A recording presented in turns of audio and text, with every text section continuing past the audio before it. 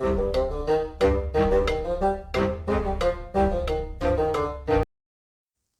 and welcome to the Critically Clueless. I'm the Monk and we are in Empire of Sin. We're doing another boss spotlight episode. Today's episode is all about Daniel Mckee Jackson. So if you are interested in Empire of Sin content, look no further. This channel has you covered. We've got content on every inch of this game. And of course, if we ever do receive another update or DLC, we will continue coverage. But anyway, let's work on this video. We are going to be looking at the Empire bonuses, and the first Empire bonus that we're going to be looking at is Funeral Parlor. Now, this got added with the Precinct update, which was the last update we actually received for this game. So respawn time for guards in this precinct is reduced by 50%.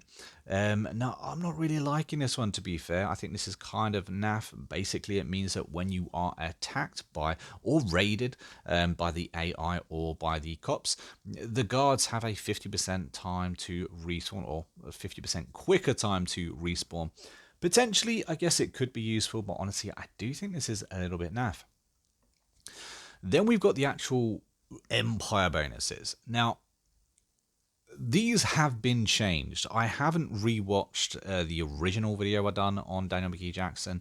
However, I'm like 95% sure these have all been changed, because he used to be the go-to character when it came to casinos. The idea was, if you wanted to play the casino run, because casinos were a very good way to earn money, you'd have Daniel Mckee Jackson and his bonuses would be boosting those. They've all changed by the looks of it now. We have got Fools for Love, which is a brothel police activity -1. So if you have lots of brothels, you're less likely to get raided by the police. That's the general idea. Again, for this one, I think that's kind of not really good, because brothels don't typically make you a lot of money. Yes, you can serve alcohol from them, but in general, they're not really a massive moneymaker in this game at the moment. Therefore, brothels just isn't something we are going to be using. And that brings us to the next one as well, because the next one is Red Lights Out.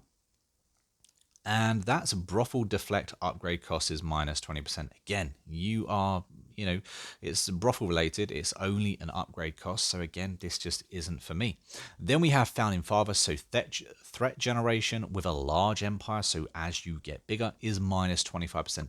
This is kind of actually good, to be fair, because you are going to be getting a big, large empire in this game. Really, the only way to play this game is to play wide. You can't really play tall anymore. Not really, anyway. And so you are going to be generating a lot of threat because you are a large empire. This means the AI are a little bit less likely to hate you as much. Maybe you can build alliances with them. Maybe you can buy them out a little bit easier with this. So all in general, the empire bonuses are a bit of a letdown, unfortunately, with Daniel Mckee Jackson. And before we move on to the stats, I just wanted to quickly mention we do have that active Discord. The link for it is down in the description. I recently had someone who is a long-time viewer, comments quite often on the videos, and didn't know where the link for the Discord was. It is down in the description. It's always there. It's on every video. And of course, if you are enjoying Empire Sin content, don't forget to hit that subscribe button, like, and of course, comment your thoughts too, because it really helps with beating the old YouTube algorithm. So now we have the stats. The first stat we're going to be talking about is, of course, marksmanship. Now, his marksmanship is 85. That's a very, very strong, basically meaning you can use pretty much any weapon in the game. You got a very high chance of hitting them. We will move in and talk about what weapons I would suggest a little bit later in the video, however. Next up, we have the defense bonus of 6. Very generous. You get an extra 1 for some reason, but still generous. Initiative, which is the order of battle. So whenever you start a battle, the higher this rating will determine where you are in the order. The higher it is, the further up the order you will be. And at 73, it's a very good, respectable initiative. Probably meaning you're going to be starting off most battles first in the game. Movement is only 6, but you can only have 7. But again, it's the lower odd there we've got. The next three stats are all about your dialogue and in-game events. These are RNG to how they turn up. It's also mission related. Certain points within the mission, you will have dialogue options that will come up saying that you have a percentage chance of succeeding. So we have leadership, persuasion, and intimidation. All stats are reasonably high. Leadership's only 60 being the lowest stat here, but I still think it's high enough to actually get you through some bits. Persuasion is 80, which is absolutely brilliant, meaning that you have a very high chance of actually succeeding in some very good things that happen within the game. And intimidation, again, is a high stat at 75. So stat-wise, he actually ranks up pretty well.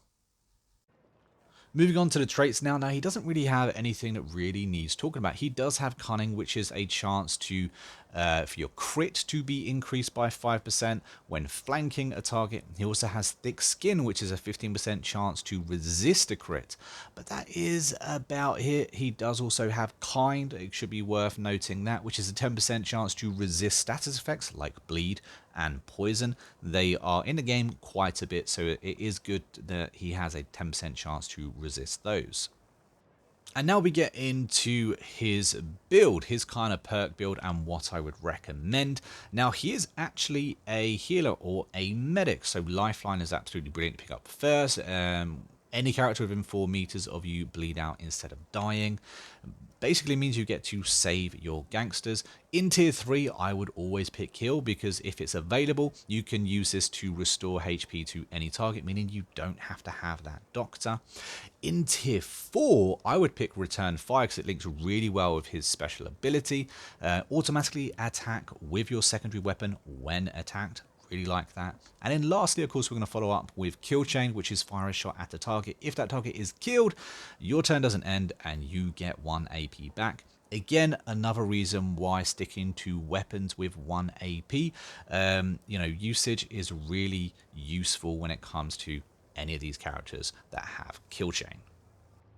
Now we're going to move on to the weapons and what I would recommend you kind of playing as, or style-wise, in your playthrough. Now, Daniel Mckee Jackson has an ability which uses a pistol. All kills received by the pistol actually count towards your handgun proficiency. So you're going to be getting things like steady hands, close and personal, sure shot, pick your shots, and executioner. These can be really, really useful. And of course, the current meta of the game is that melee weapons are very strong as well. So pairing a pistol with melee would work very, very well. However, Jackson actually has a unique submachine gun. It's a very good submachine gun, if not the best submachine gun in the game. Also inflicts bleed. So if you complete the mission, you actually get one of the best weapons in the game. Therefore, it could be very, very useful for actually dedicating to submachine guns, and having return fire just being another decent attack that you're going to be doing, because like I said, you're going to be naturally kind of leveling up pistols because of your ability, and therefore you could then focus on submachine guns, which is a very strong weapon in the game as well. There's a couple of different ways you can run him for sure. Now, Jackson's ability is called Last Rites. Now, it takes 3 kills, like every single boss, to actually use, but you unload a pistol into your target. If that character is killed and you still have ammo remaining, you then find another target and continue. Now, you actually have 10 shots total. Jackson will fire 10 shots, and it works as like a circle. So whenever you decide to use it, anyone within that circle can be targeted. At the beginning of the game, you are looking at, say, 2 shots per person. As you move up in the game, depending on how many kills you've got, depending on what kind of perks that you've actually got equipped with pistols, you're looking at around 3 to 4, maybe even 5 kills per use of this ability, if you're able to get them bunched up. Now, when it comes to ambushing, Jackson is absolute king. King of the streets is Jackson. When it comes to actually using it in Safe house battles, not so much useful this one, but I would say this is particularly useful for depots, especially if you let the AI actually run to you, have them all clamber up, then use last rites. You're going to get yourself a good few kills. Last rites is one of the best abilities in the game purely because it is reliable, it is consistent. And because of that, I do say that Jackson is one of the best bosses in the game. I do think he got slightly nerfed. I don't necessarily think that he's guaranteed the best boss in the game right now, but personally I do think he is still in the top 5. Let me know down in the comments what you think of Daniel Mckee Jackson, if he is your favorite boss, and if not, then who is. But until next time guys, I've been a monk, we've been Critically Clueless, and I'll see you in the next video real soon. Until then, happy gaming.